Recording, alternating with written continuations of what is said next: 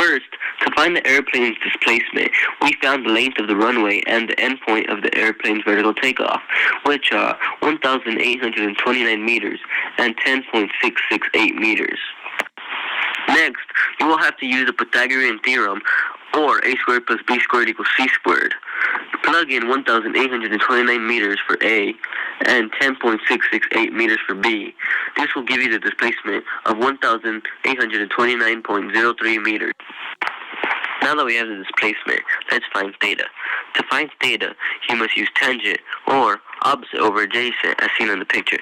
I used 10.668 meters over 1,829 meters, giving you 0.334185. Now, using inverse tangent, plug 0.334185 into inverse tangent to give you 18.5. This is the degrees in which the plane takes off. After some research on the speed of an airplane during takeoff, we found that the average speed of a small plane is 55 knots, or a velocity of 28.2944 meters per second. Now that we have a velocity and displacement, we can use an equation to find time. The equation is velocity equals displacement over time. So 28.2944 meters per second equals 1,829.03 meters over time. That equals 64.9 seconds. Now that we have velocity and time, we can find acceleration. To find acceleration, we need to use the equation A equals V over T, which would be 28.2944 meters per second divided by 64.9 seconds. This gives us an acceleration of 0.433663 meters per second squared.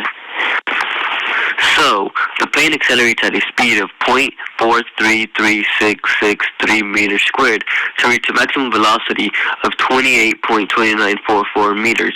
At this speed, it will take the plane 64.9 seconds to take off at a displacement of 1,829.03 meters. Great job on your presentation about airplanes, Hugo. Let's see if everything you said worked out.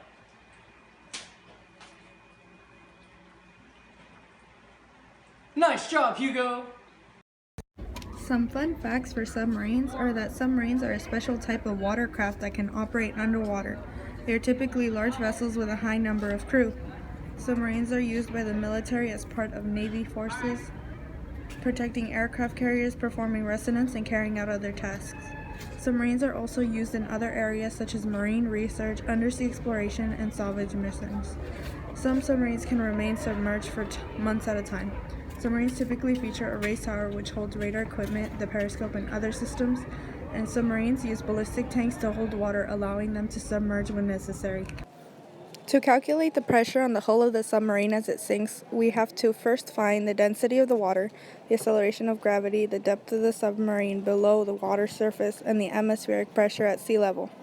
The density of seawater is about 1,030 kilograms per meter cubed. The acceleration of the gravity on Earth is 9.0 meters per second squared. The depth of the submarine will be at 200 meters, and the atmospheric pressure on Earth is 101,325 pascals. Pascals is a unit of pressure. Using all of the information we have, we can make an equation to find the pressure on the hull of the submarine. The equation is pressure is equal to density times gravity times depth plus the atmospheric pressure. To find the amount of pressure on the hull of the submarine that is 200 meters below sea level, the equation would be 1,030 kilograms per meters cubed times 9.8 meters per second squared times 200 meters plus 101,325 pascals. So the amount of pressure would be 2,120,125 pascals.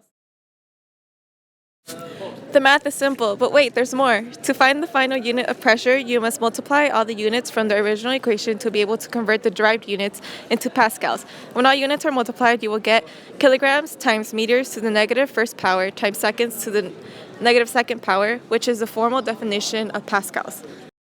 Great job on your submarine presentation. Let's see if everything worked out.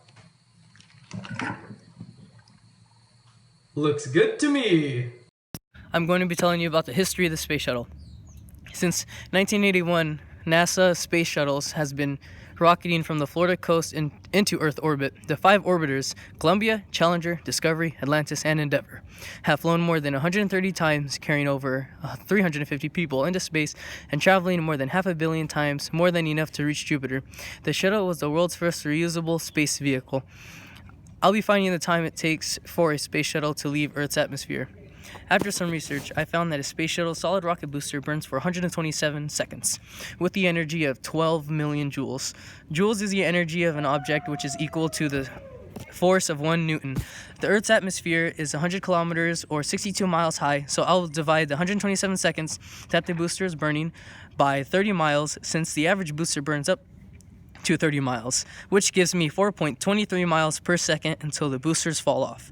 While the boosters were pushing the shuttle itself accelerates at 1,564.64 meters per second. Since the booster falls off, the shuttle is still accelerating. At 1,564.64 meters per second, the shuttle will be moving 1 mile per second, so that means if the shuttle moves at a constant speed of 1,564.64 meters per second, it will take 32 seconds and will reach 62 miles, approximately.